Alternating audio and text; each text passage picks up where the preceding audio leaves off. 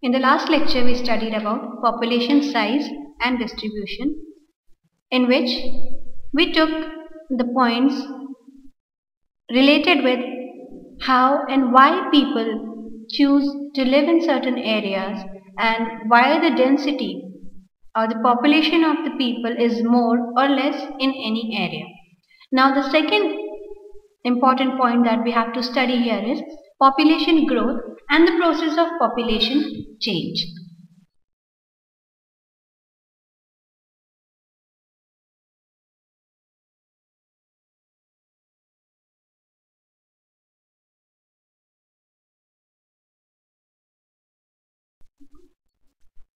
To start with the first point, that is population growth.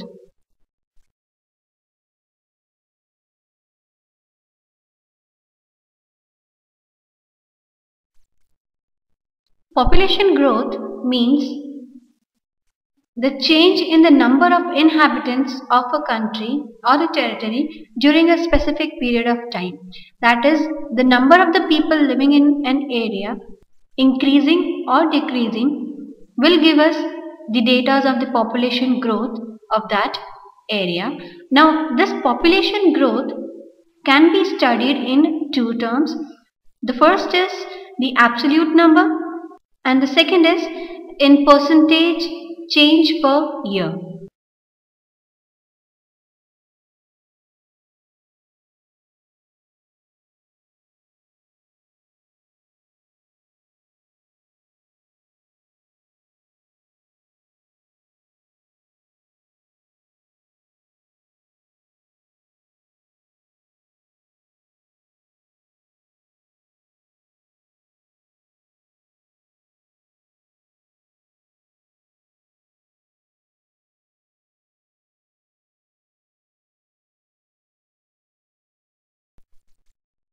By absolute terms, we mean that the magnitude of the population or the expansion of the population is studied.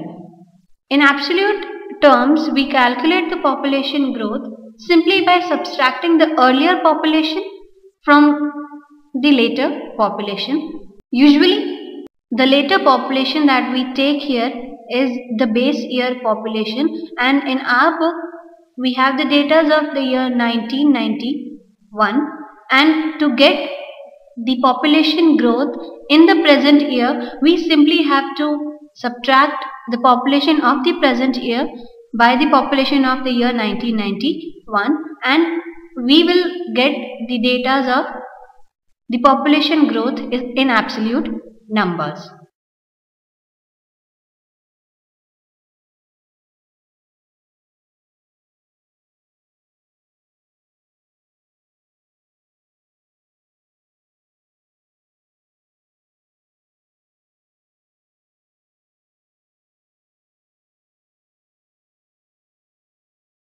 In India, we have the process of calculating the population of our country by the census, which is conducted every 10 years, through which we get the data of the population growth in our country. The second way of measuring the population growth can be in percentage terms or percentage change per year. This is the way to calculate the pace, the speed at which the population is increasing. It is studied in percent per annum. For example, if we say that a rate of increase of 5% per annum, it will mean that in a given year there was an increase of 5 people or 5 persons for every 100 persons in the base population. So, it tells us the tendency or the speed in which the population is increasing.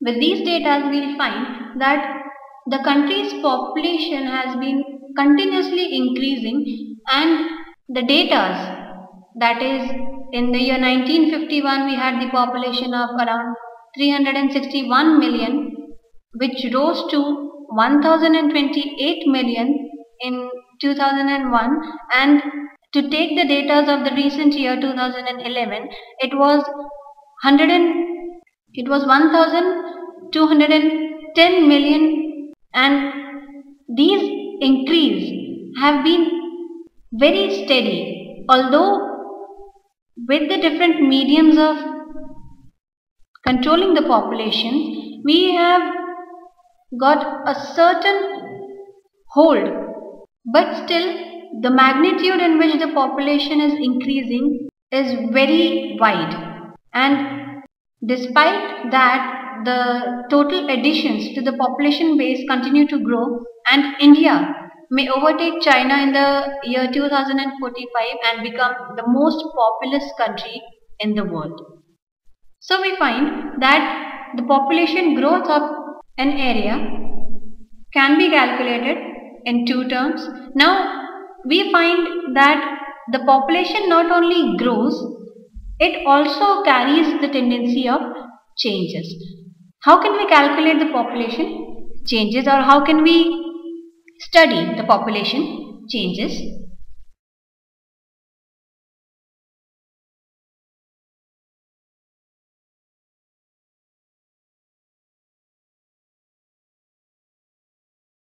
The population of any area depends upon the birth rates, death rates, and the tendency of migration of the people. These factors basically affect the change in the population. The change here refers to the presence of males, females, old age people, young age people, urban population and rural population. These kind of changes in the population distribution of any area. To start with, the first, birth rate.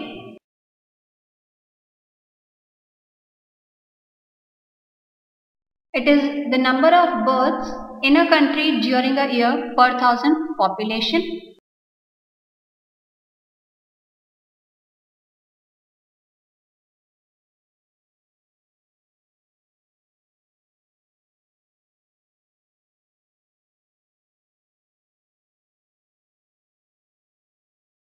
Death rate.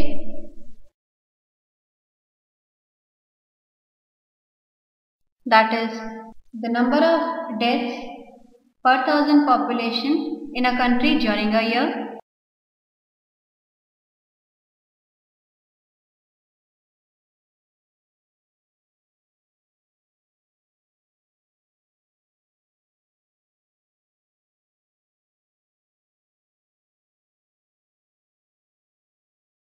We find that the birth rate in our country has declined, and with it the death rate has also came down because of advanced medical facilities, good availability of food, and with these changes in the population, we find that the population of our country has been gradually increasing. With the decrease in the birth rate plus the decrease in the death rates, we have that although the number of children that are being born in our country are less, but with the control on the death rate also, we find that the life expectancy of the people has increased, which has resulted into a kind of steadiness of the growth of the population. And with the magnitude, with the width of the size of the population that we have, we find that no matter if that population doubles into uh, the the population multiplies into one or two times, we find that the growth is still immense. Since the year 1981, we find that the birth rate started declining, and with the medical facilities, the death rates also started declining, which showed its results in the process of population change. A third and very important factor that has affected the population of our country can be termed as migration.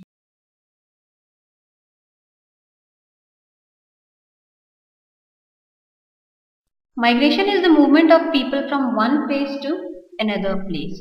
Now, if we put this tendency of migration of people into our country, we find that there are two factors which affect the migration of the people. They are called the pull factor and the push factor.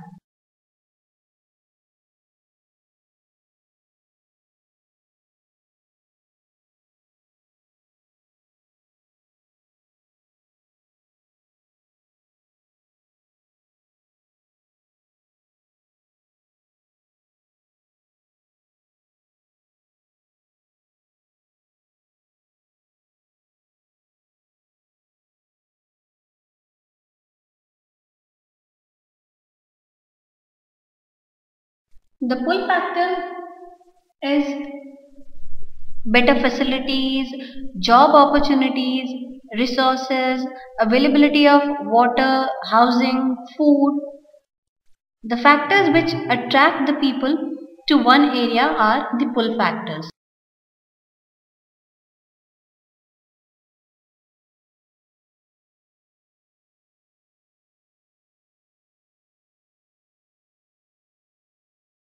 The push factors, those factors which force the people to leave their areas and move to other places, like lack of facilities, jobs, security, etc.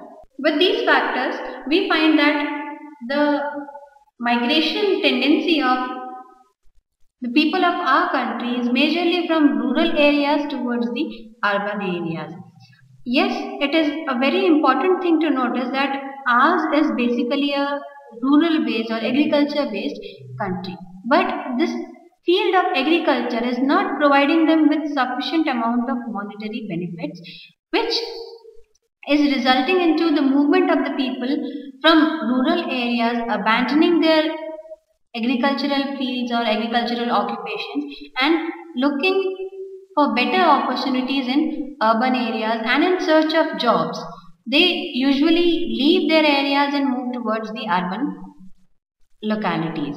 Now, the dilemma here is then again a very intense one, is that the people, yes, they move from rural areas towards the urban areas in search of better opportunities, but not everyone is able to get all these opportunities or facilities. Usually they end up working in factories or working as laborers, daily wage workers, and the facilities in which in whose search they move to the urban area, they usually don't get it, and they are forced to live in the outskirts of the urban areas in slums or in juggies or very unhygienic living conditions with very less opportunities.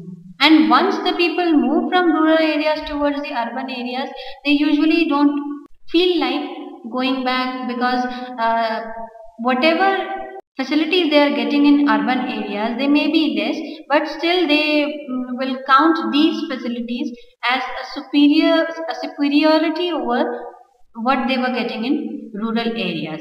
So this results into an increase in the urban population in our country, but not the increase in the living standard of the people in urban areas. And this rapid urbanization, it then again leads to lack of facilities like housing, sanitation, water, power, education, and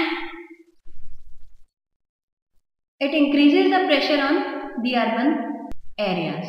So these were the factors which affect the population growth and population change of any nation or any country. But the population itself provides us with an opportunity to analyze and to study the characteristics or qualities that the population of any area carries. Now, population of any area is then again a reflection of the culture, the traditions, the growth, the development of an area. So to study all these factors, we have to find out what are the characteristics or the qualities of the population.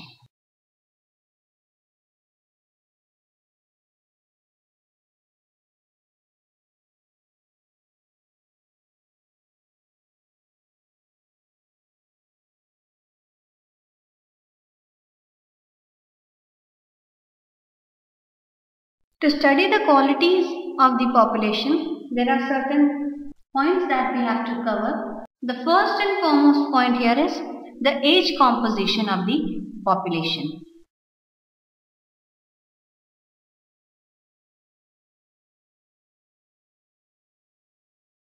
We divide the population into three categories. The first is the age scale between 0 to 14. Second, from 15 to 59. And the third, 59, 60 and above. We put the age group of 0 to 14 and above 60 into dependent population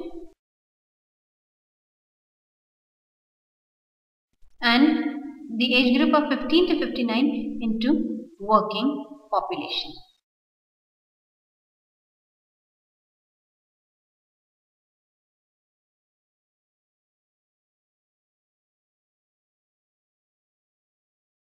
Now why do we put these group into their categories? To start with the first group, that is the age group of 0 to 14, we call them dependent population, because in this age group we find that this age group carries the children which are economically unproductive, plus they require a lot of input to be provided with. That is, they require good health facilities, they require good education facilities, they require protection, security. That is, they are not going to give any input to the growth of the country, but they require taking care of. So we put them into the dependent category. The second group is the age group of 15 to 59. We categorize them into the working population.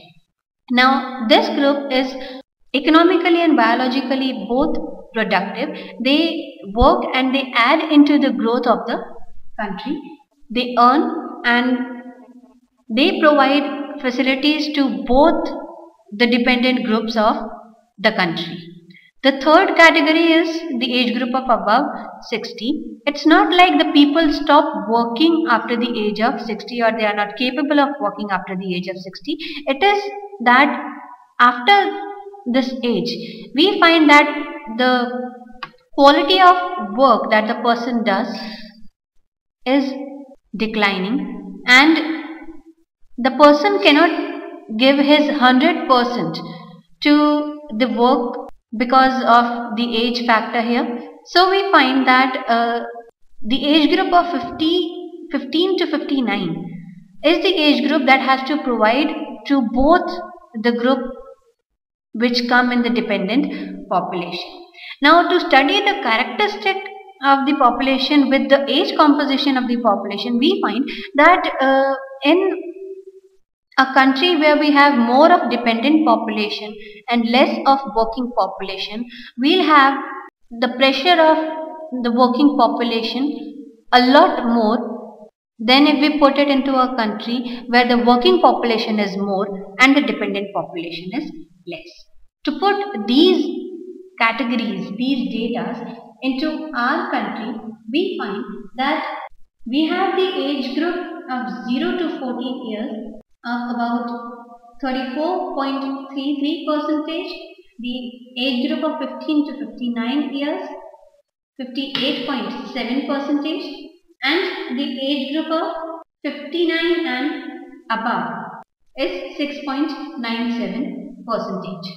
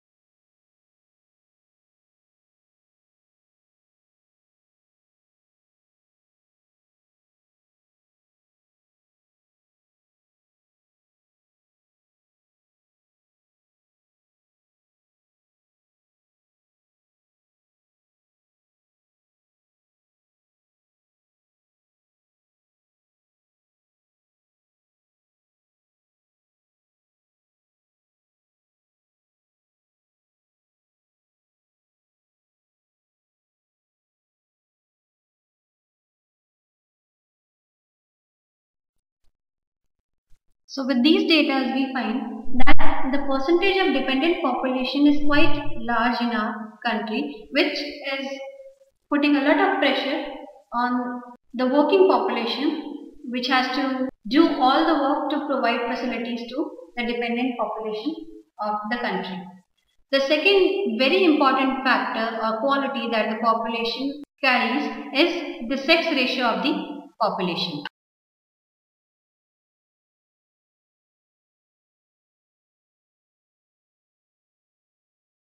Sex ratio can be defined as the number of females per thousand males.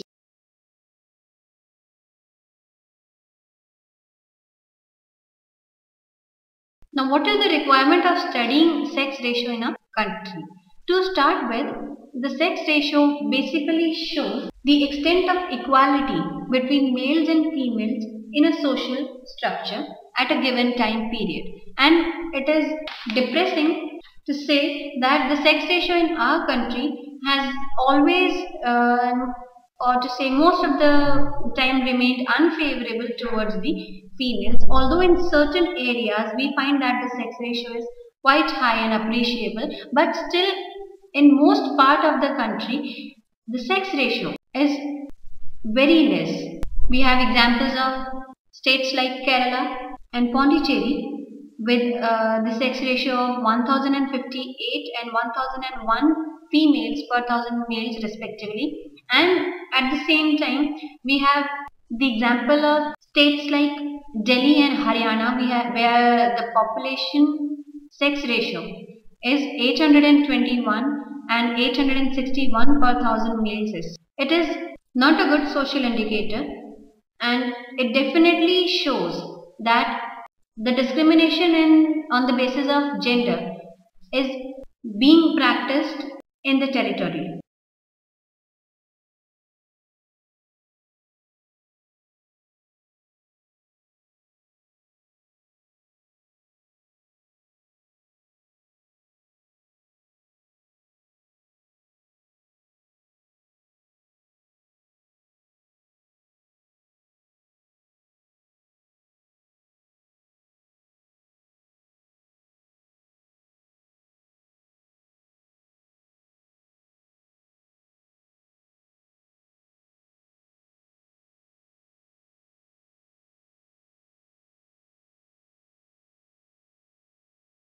If we examine the factors or the reasons for this variation in the sex ratio in different states in our country, we find that the states where we have higher sex ratio are the states where education is widely spread, and because of that we find that equality amongst different gender is practiced in these areas, whereas we in areas like Uttar Pradesh, Punjab, Haryana, where the sex ratio is very low, we also get the data that the education is very less, or the number of illiterate people is very high in these areas, which afterwards results into these kind of variant data and sex ratio, which leads us to the next heading, that is the literacy rate of the country.